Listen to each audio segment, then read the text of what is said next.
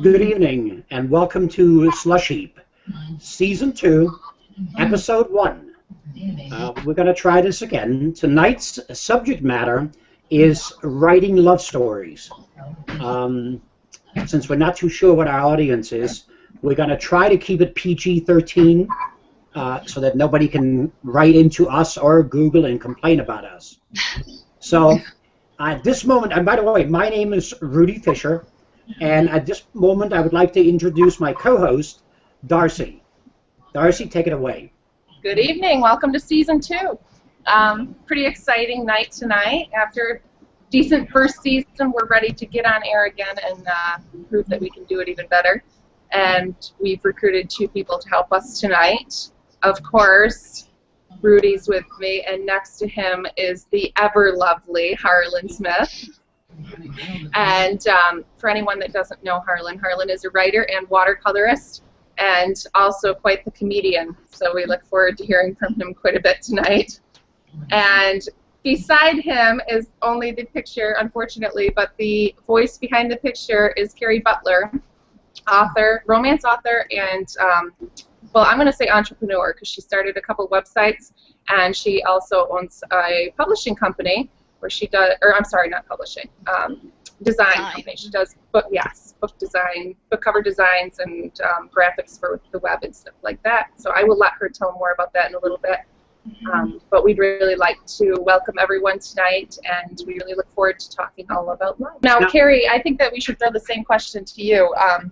When you write your books, where does your inspiration come from? Well, and you know, did you get a chance to actually look at some of her 2 books? Yeah, I started reading it. I did. And you know, it's the paranormal, which, you know, to me, like I said, it's not necessarily. No, it's not. Well, it's not really paranormal. I wouldn't say that at all. It's set on a college campus. Yeah, but aren't the characters a little bit? Right. Yeah, it goes in that direction, but yes, that's what it starts pretty contemporary. So I can't ask you that. I assume that you're 100%, you know, human. As so far I can't as we ask know. you what you drew on when you wrote this. So go ahead. Go ahead.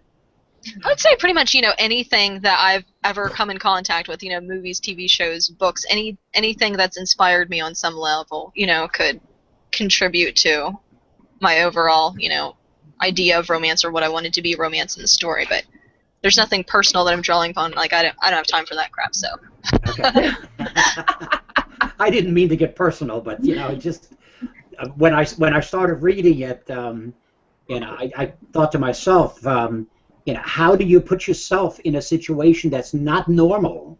Mm-hmm. You know, that's why I guess they call it, was it paranormal or whatever, supernatural, but you know. So how do you put yourself into that? And would that scene play out with 2 regular people the same way? I would say so in most cases, because really when you're writing any kind of paranormal, you just change the rules of what reality is. So when we're writing straight contemporary or straight anything else, we have certain rules, you know, certain parameters that we have to stay within. And when you're writing fantasy or paranormal, you just change those a little bit and, you know, proceed the same sort of way. I mean, like I said, seeing that first book cover, I can understand where you could draw on some really wild scenes. Yeah. But apparently you're not trying to do that. You're trying to keep it where it's, again, just mild, but it is geared towards the adult, right? Right. I would say, you know, anyone over 18 maybe or over 16 or anything like that, but it's not that there are, you know, explicit scenes or, you know, like an erotica-leaning story or anything. It's just that the subject matter and the themes, people tend to relate to it better when they're past, you know, high school. So it's not a paranormal 50 Shades of Grey? No, it's not. I'm sure it would be selling much better if it were. You know, that's another topic that I wanted to hit on tonight, and I'll throw it out to both of you, but I think probably one of the things that could be the most controversial issue as far as romance is concerned recently, because of 50 Shades of Grey and other books like it, is how deep into the scene do you have to get in order for it to be effective? Into the love scene? Right. Okay.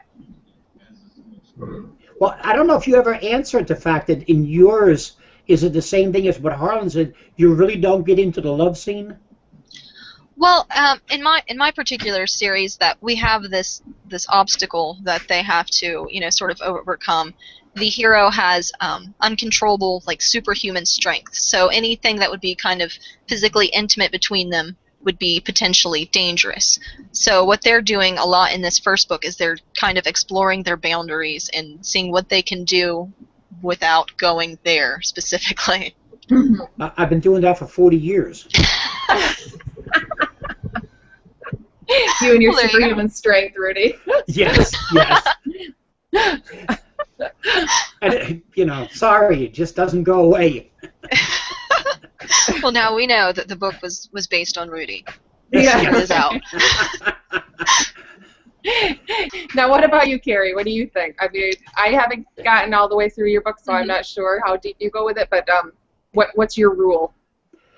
I tend to, I don't want to say follow the character's lead, but, if they have, the type of personality where you think they would be comfortable having you there to a certain point, when you get to know those characters, then, I would go to that point where the reader is feeling, the passion of the scene, or they're getting what they're supposed to out of it. Something's going to change afterward, circumstances are going to be different. So I would just take them, just enough to that point and then do the fade to black. It's my personal. So what you're saying is you're the fly on the wall then, right? Well, for a little bit. I'm not going to stay and write like a medical journal or something. No, that's good. That's good. Now, okay, the question was asked of Harlan, and I guess I'd have to ask you the same question. Your books, even though they're adult, are they geared more towards female versus male? Because certainly, let's face it, 50 Shades of Grey, I don't know what her intention was, but I think I can count the number of men that read that on one hand. Yeah, the majority of my readers are definitely women. Okay. I mean, I do have some men that enjoy it. They enjoy it for more of the paranormal aspects, and there's a lot of action and mystery as it goes into the series. So the majority are women, but it kind of is branching out as the series branches out. What got you into the direction of writing about, as a younger girl, did you like that kind of, like, say, movies or stories? Yeah, I always enjoy anything that has sort of like a fantastical element to it, where, we're seeing things a little bit outside of the norm. So I like to kind of explore, my imagination that way. Now, you said that the one main character in your first book has got superhuman strengths. Right. So is that what the supernatural about him? Right, yes. But yet the female in the second book is not, right? Or does she have her own? She has some secrets of her own that I probably wouldn't go into yet. Yeah, I don't want to. No, I don't want to. I just was wondering if you actually mixed, let's say, supernatural with human in this case, but they all have their own little quirks. Right. Everyone has everyone that's a main character has something interesting about their bloodline, I would say. Now, when you write something like this, and this is away from the subject matter actually, but still, do you envision that happening here on where we are? They're just part of us? Yes. Okay. That's where I personally draw the line between paranormal and fantasy. Like fantasy, would be contained within its own sort of realm of, Right. Okay.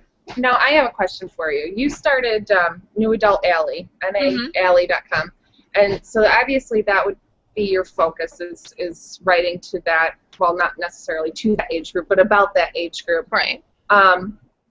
Do you think that it's easier to write romance novels and paranormal to that age group than it would be to write it to someone older?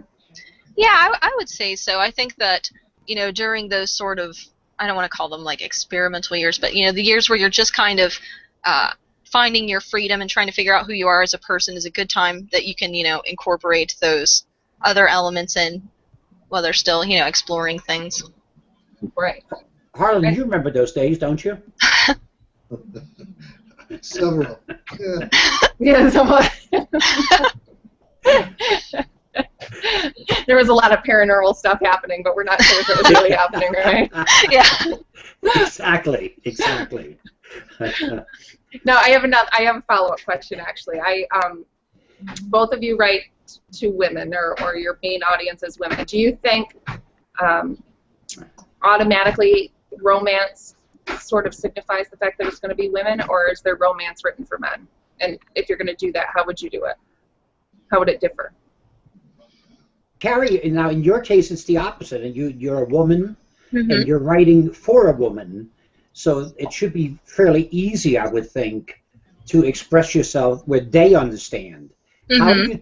How do you think your interpretation of a love scene from a woman's point of view plays out with a man? I have a couple of critique partners and beta readers that are actually men. Okay. Younger men in their 40s, men in their 60s. So I kind of bounce things off of them first and see. So we are good for something still. You Boy, are. How about that? Yeah, Okay. my dad read my book. I was actually that was interesting. Well, that's one thing I would never let my mother read my book. That's for sure.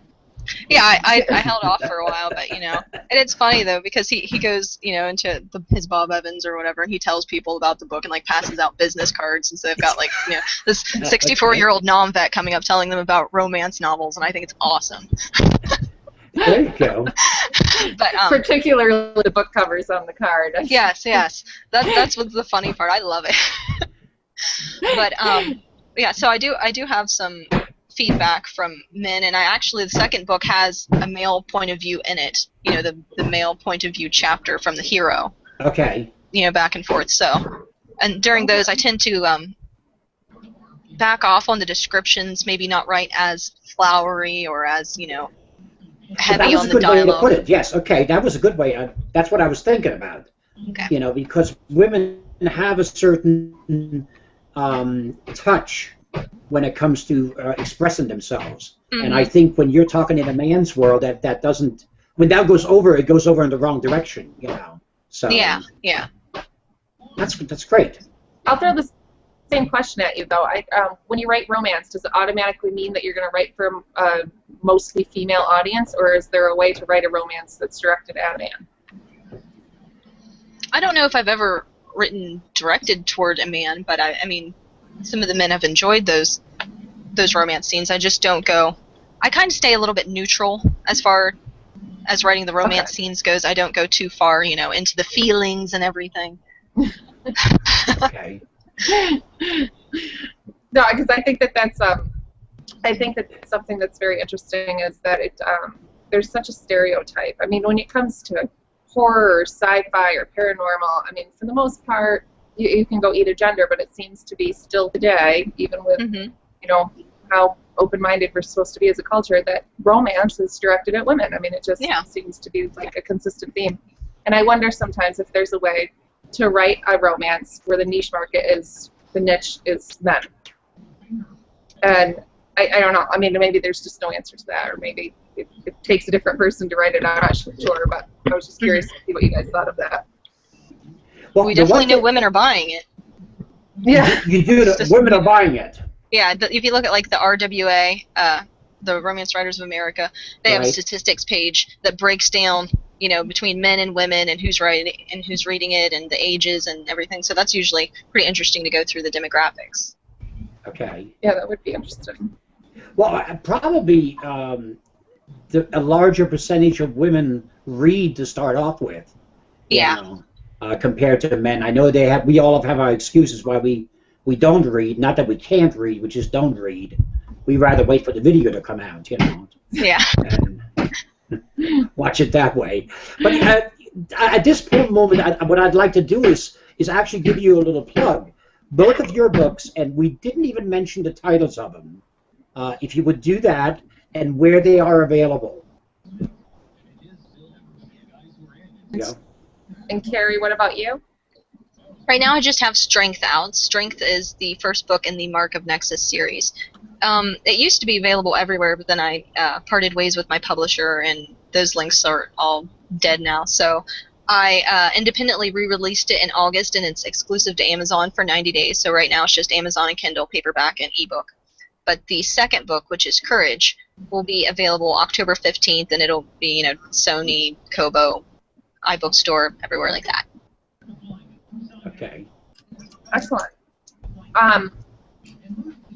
Do you? I guess my question was going to be how many books in the series total will there be? I'm thinking it's going to be a trilogy. I mean, assuming that I can fit everything into this last book, but if not, I might do like a novella or something. But to fit some of the readers enjoy particular characters and they wanted to see, you know, their point of view or their side story. So if I can fit that into the third book, then it'll just be 3 books, and if not, I'll do some smaller novellas. Excellent. And so one right now is available through Amazon, so for the Kindle or paperback. Yes. And your other one releases when? October 15th. Excellent. All right. Rudy, I'm going to mess with this screen share because it's not liking me at the moment, so you can't see me for a minute. But but go ahead and ask the next question, and I will fuss with it for just 1 minute. Well, I had the same problem the other day when I tried to figure out how to do the screen share, and you know, so good luck. Now you said well, you were actually looking at first doing just 3 books in the series. Yes. And this question was asked during our first 12 weeks in one of the shows. When you started writing that first book, did you have the whole story already in your mind? I had the majority of the first book. If you're talking to me, aren't you? Yes, I am. Okay. I had the majority of it in my mind. I didn't quite have an ending worked out yet. I kind of, you know, worked through it, and then it kind of organically came together. Okay. But and that was, do you remember we did talk about that one time? And to me, it's fascinating how you can, I guess, have a concept, if we can call it that, and you start with a concept, and as you go along, you build on it. Apparently, then. And I guess you change your mind a few times. Oh, absolutely, many times. So, how long was the first book in the works? I wrote it in 3 months. I had like 6 to 8 months doing all the critique partners, revising, editing, all of that. I queried for about 5 months, and then I got my book deal. So it was over a year. Okay, because I guess that's where the information almost came from that you had on your that I read tonight about the people that returned the books. Yes. And how long you have to put in. Yes. It's a long time. It is a long time. Even after the deal, then you have, you know, all of those rounds of edits and all of the marketing, and it can add up. Definitely. And by the time you finish, you're lucky if you make 2.5 cents an hour. Pretty much. Now, I have a question for you. What would be the one piece of advice that you'd give to new authors who really want to break into either paranormal or romance, really either thing? What piece of advice would you give them before they even begin? Like writing advice or publishing advice, or? I think writing. I mean, at this point, we're talking new authors, so I think writers, you know, the writing is the main issue. I think that when you're writing paranormal, it's important that things are consistent. So you will want to keep track of, you know, the world building that you're doing and the kind of rules that you're establishing, especially if it goes on to become a series. So, you know, if this bloodline has, you know, certain abilities and certain weaknesses, you know, you're going to want to keep track of everything. Make sure you're, you know, not giving contradictory information to your readers that might cause them to, you know, go off the track sort of when they're reading it. Right. Yeah, I have this is an even more precise or thought-provoking question about romance specifically. When it comes to writing a love scene, I'll shoot this to Carrie because she's more romance, I think, than Harlan. When you're writing a love scene, how do you handle dialogue? I know that there's some people who get really caught up more in the description and others who would say that it's more important to write the dialogue. What would you tell a new author that's writing a love scene for the first time? I would say that if they're writing a love scene for the first time, I would almost not worry so much about, you know, the balance of the dialogue and the the descriptions and the feelings or whatever. I would just kind of, go for it, so to speak. Write it as you would, envision it, as you would feel it, and how you think the reader would most connect to it, and then you can go back and kind of, pare things down and make sure it's a nice balanced scene. But I wouldn't sweat it too much the first time through. Okay, all right, yeah, because I think that there's certain strengths that each writer has. I would say, after reading, like I said, I've only read a small section of the book thus far.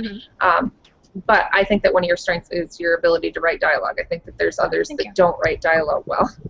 But do you think that that's important for writing a romance? I guess that would be my bigger question. Do you think an ability to write dialogue is what makes a romance writer good? I do. I think that we like to see the connection between the characters, and that helps us become, sort of invested in their happiness when we're seeing that dialogue and we're seeing how they interact and how they kind of, grow to complement each other. Before we move on to the more romantic scenes, we kind of want to be grounded in reality before we're swept off of our feet. Right. So I like the dialogue build up sort of. Well, and I think another, to pay you another compliment, so to speak, one of the other things that I really appreciated was the fact that you didn't start it out with them immediately being in love. At first sight. I think. I would almost say that that's probably something that a new writer or someone that it doesn't come natural to would make the mistake of thinking that it needs to be love at first sight, so to speak. Yeah, that's something that when I'm critiquing, manuscripts and doing beta reads and things, I always write, no insta love. Yeah, exactly. Yeah, there's got to be like a little bit of a tension, or where they can't quite read each other. When you started, do you think that was a strength immediately? Was that something you just knew how to do, or does it come from practice?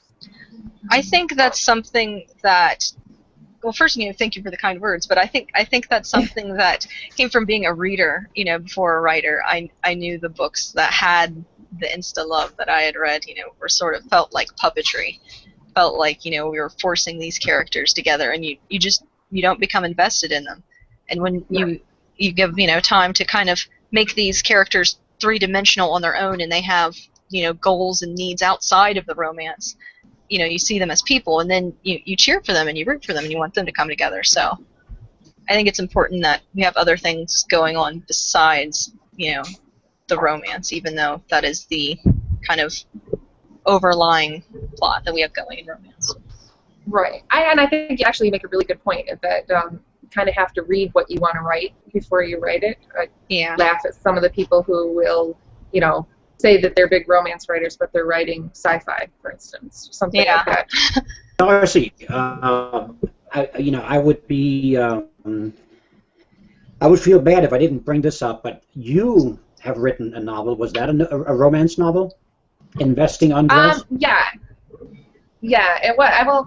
Yes, there was romance in it, and there were certainly love scenes in it, but it was really a growth story, a story of growth, so to speak. But how does what you just heard tonight, how does that kind of fit into what you wrote? Do you think it's... Go ahead. No, that's okay. I agree. Like I said, I really think that a lot of writers make the mistake of trying to try to make writing too pretty, I guess is the way I'd say it. I mean, when you have a love story and there's not, like Harlan said, there's never any arguing, or there's, they're both perfect looking and they both, have these perfect personalities, and, it's so false that it reads fake, and it's not enjoyable, and it becomes cheesy. And I think that that's what people think of when they think of romance, and that's why it gets that poor image. But I think that romance can be very, the best romances are the ones that are realistic, that have a little bit of reality in them. The character, like I said, I loved hers because she didn't immediately start off with these two people, having this great bond. It wasn't like that. It was, like any other two people meeting, there's going to be those awkward moments and those, not understanding each other and misreading each other. I think that's what makes romance great, But, Carrie, now, what you just heard, what I see in your books is, especially looking at the two poster children that you used, Mhm. the male in the first one and the female in the second, they're as perfect as you can get them. So who's the cheesy people? Who, the cheesy characters in the book? Is that what you're saying? Yeah, I mean, who are the ones that are not so perfect? Oh, they're far from perfect. They're pretty messed up. Those two. Yeah. They're just not physically messed up. No, I mean, you can't even see her face, so we don't know. She might have a messed up face, and that'd be fine. Well, But- I'm farsighted Yeah. anyhow, so I couldn't tell you, so that doesn't make a difference. Yeah, I Yeah. like to do like a contrast, where they might, look ordinary enough or very nice in the case of the man, but they have, the kind of flaws that, that they're really stubborn or they're very, mistrustful that, sort of balance them out. But these are the things you get to learn, you don't get to see. Right, right. From the beginning, that's the whole evolution of it. And the other characters, because I know there's more than just two characters in Oh, there. right. Everyone, basically this is a complete race of supernatural or supernormal people. Yeah, kind of. We have a bloodline that Okay. sort of manifests in supernatural abilities through this, direct line. Okay. I feel like I should follow up here and say I misspoke a little bit. It's not that they can't be good looking, because let's face it, when we're reading a story, we want them to be good looking. We want to picture what we want ourselves to look like versus maybe what we really do look like. But I think what I mean by that is, the stories that constantly referred to the chiseled abs and Yes. the, perfect eyes and the But you flowing have to hair. remember, these two people on the poster children she has are both probably in their 20s at best, Mhm. so they should be like that. If I bring out my 20s pictures, so it's a little different. Unfortunately, I haven't had any facelifts or body modifications. I think the natural thing is okay. Yeah. So just wait till you get there. I think that there's a time and a place when, for instance, in Carrie's book, I don't want to give away too much, Carrie, so I won't say That's too fine. much. It's been out But, for a while. Yeah, she has an image of what this guy's going to look like in her head, so you kind of get the picture of what she thinks this guy's going to look like. To not describe him then would, lose that whole feeling, and it would almost kind of do away with a little bit of the mystery. Do you agree, Carrie? Like, there's certain Yeah, times my readers would cut me if I didn't give them some imagery. They're visual people. They're, this particular genre, I think that they appreciate some details. You don't want to, like you said, go too far into it, but just a general outline, I think, is enough. Well, how close is your main male character in the first book to his picture on the front described?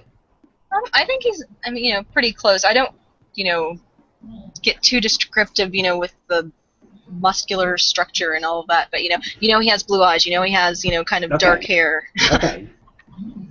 No, because I agree with you that to myself, I think that you have to have. Again, I agree with Harlan. You have to visualize what the person really looks like, but I base that visualization on what's written in the book.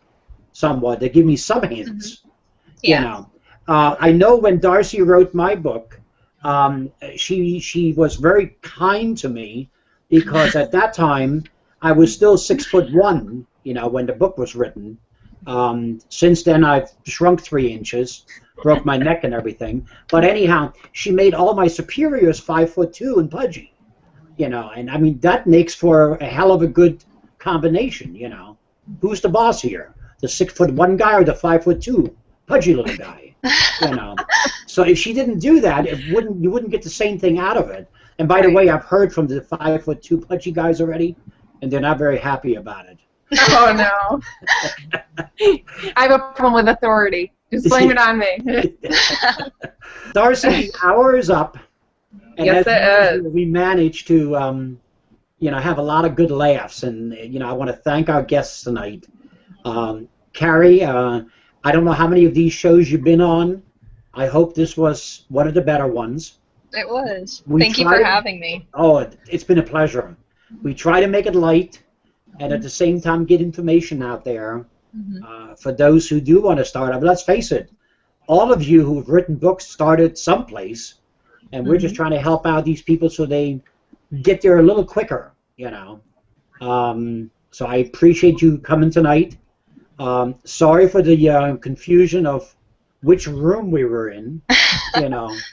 Harlan and I went into the nut house, and you know we enjoyed it so much we stayed there till we got rescued, thank God.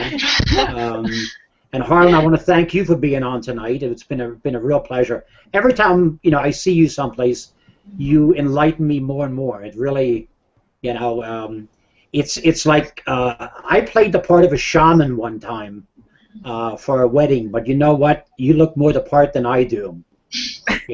Honest to God. Well, than I did anyhow. So, but it's been a pleasure tonight, and I hope we can have you all back again someday.